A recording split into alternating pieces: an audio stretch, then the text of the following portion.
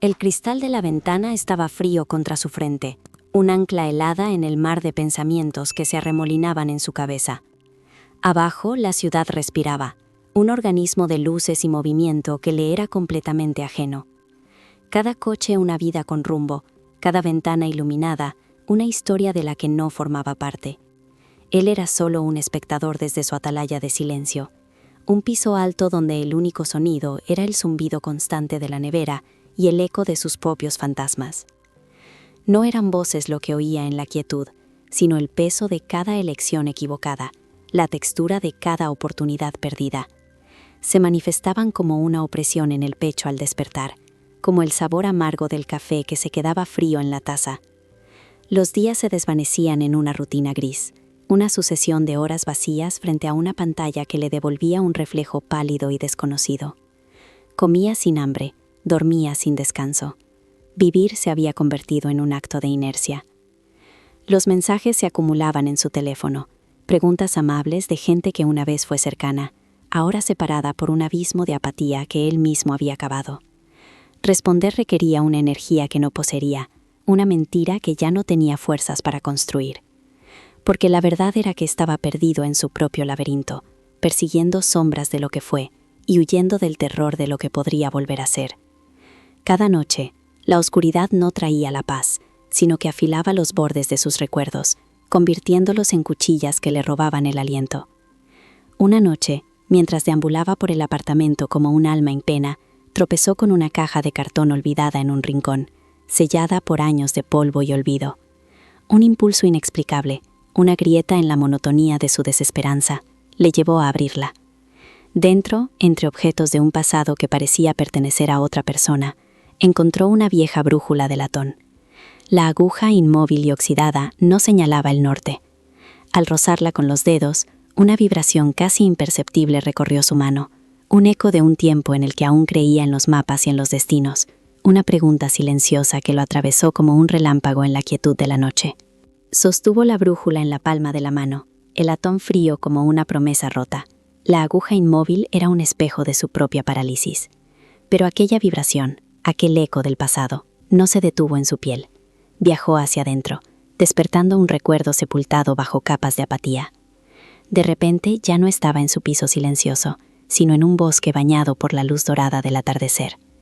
Tenía las manos pequeñas y sucias de tierra, y la voz de su abuelo era una melodía grave y cálida a su lado. Le había puesto la brújula en la mano, igual que ahora, y le había dicho algo que el tiempo había borrado. Pero ahora las palabras regresaban, claras como el tañido de una campana en la niebla. No siempre encontrarás el norte en un mapa, le había dicho. A veces cuando todo esté oscuro y te sientas perdido, la única luz que te guiará será la que enciendas tú mismo. El recuerdo se desvaneció, dejándolo de nuevo bajo la luz artificial de su apartamento, pero algo había cambiado. El peso en su pecho no había desaparecido, pero ya no lo aplastaba. Los fantasmas de sus errores seguían susurrando en los rincones, pero sus voces sonaban más lejanas, menos aterradoras. Comprendió de golpe que no eran los errores en sí lo que le atormentaban, sino el miedo a la oscuridad que habían dejado tras de sí. Había estado huyendo, buscando una salida en la penumbra, cuando la respuesta nunca había estado fuera. Miró la brújula de nuevo. La aguja oxidada ya no le pareció un símbolo de su fracaso, sino una invitación, un desafío. No señalaba el norte porque no tenía que hacerlo. El norte no era un lugar, era una decisión, la decisión de dar un paso. Lentamente se acercó a la ventana. El cristal seguía frío, pero ya no era un ancla. Abajo la ciudad seguía respirando, pero por primera vez en años, él sintió el impulso de respirar con ella. Deslizó el pestillo y abrió la ventana apenas unos centímetros. Un hilo de aire fresco y nocturno, cargado con el murmullo lejano de la vida, entró en la habitación estancada, y con él, el primer aliento de un hombre que había decidido dejar de ser un espectador. El aire que entró por la ventana esa noche no solo ventiló la habitación, sino también su mente. No durmió, pero por primera vez en mucho tiempo, no fue un insomnio de angustia, sino de vigilia. Vio el cielo pasar del negro profundo al gris pálido, y luego al azul tímido del amanecer. Cuando los primeros rayos de sol se filtraron, no corrió las cortinas, dejó que la luz lo encontrara. El primer paso fue pequeño, casi ridículo. Hizo la cama. Un gesto simple, un orden impuesto a un rincón de su caos. Luego se miró en el espejo del baño, no de reojo como solía ser, sino de frente. Vio la fatiga en sus ojos, las marcas del abandono en su rostro, pero también vio la chispa de una decisión. El agua fría en la cara no solo lo despertó, sino que se sintió como un bautismo, el inicio de algo nuevo. La cocina fue su siguiente campo de batalla. Tazas sucias, restos de comida, el olor agrio de la desidia. No lo limpió con prisa, sino con una atención deliberada. Cada plato fregado, cada superficie limpia, era un acto de recuperación, un trozo de su vida que reclamaba. Hizo café, y esta vez se sentó a bebérselo caliente, sintiendo el calor extenderse por su pecho, un calor que no venía solo de la bebida.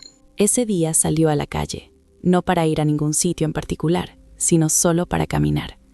El ruido de la ciudad, antes una fuente de ansiedad, ahora era solo vida. Se obligó a levantar la vista, a ver los rostros de la gente, la arquitectura de los edificios, el movimiento de las nubes. Cada paso era un esfuerzo consciente contra la inercia que lo había mantenido prisionero. Llevaba la vieja brújula en el bolsillo, no para que le guiara, sino como un recordatorio tangible de su promesa. Su norte era el movimiento. Los días siguientes se convirtieron en una cadena de pequeñas victorias. Una llamada a su familia, no para dar explicaciones, sino solo para escuchar sus voces. Una comida que no fue solo para subsistir, sino para disfrutar. Empezó a escribir en un cuaderno, no un diario de lamentos, sino un registro de sus acciones. Hice la cama, caminé 20 minutos, leí un capítulo de un libro, hechos, pruebas irrefutables de que estaba eligiendo la vida.